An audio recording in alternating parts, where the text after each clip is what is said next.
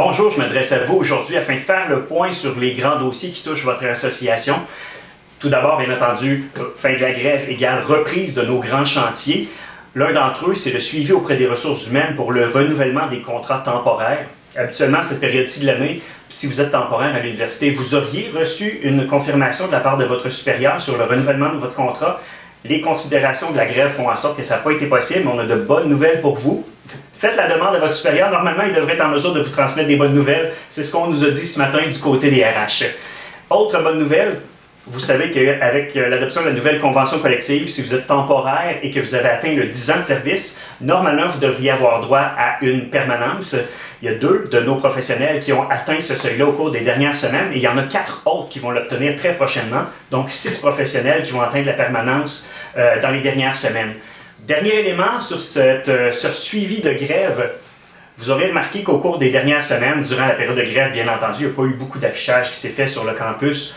On est en discussion avec le vice-rectorat aux ressources humaines afin de s'assurer que cette reprise des affichages-là va se faire de façon très ordonnée pour laisser la chance à chacune d'entre vous de postuler et que ça soit fait de façon très équitable pour tout le monde.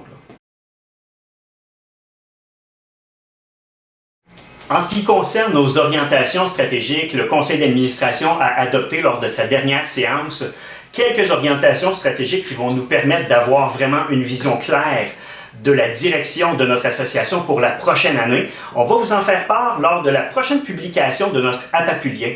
Mais bien entendu, vous allez retrouver là-dessus de compléter la restructuration de notre régime de retraite et c'est clair qu'on va parler de la réflexion qui va entourer notre fonds de défense professionnelle. Les autres éléments, on va vous les faire savoir très prochainement dans notre publication.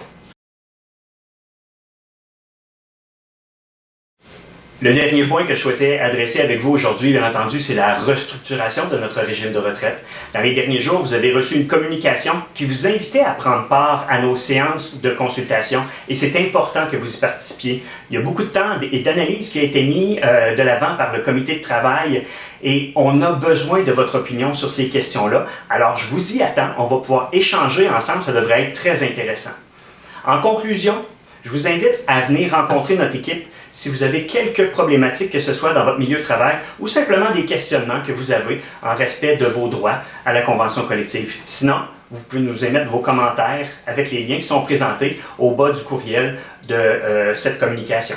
Alors voilà, merci.